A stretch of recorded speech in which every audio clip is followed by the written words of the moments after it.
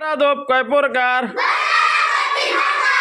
দুইটা মিলিয়ে নামাজের সময়,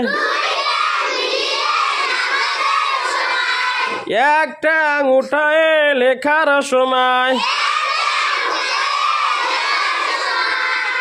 দুইটা উঠায় খাওয়ার সময়।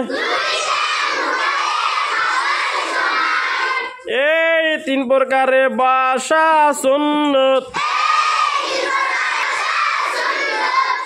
আমরা আখির নবীর উম্মত,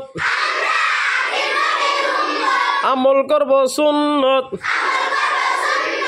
মাছ খাইতে কাঁঠা লাগে, খাওয়ার পরে মজা পাবে। সুন্নত আমল না করিলে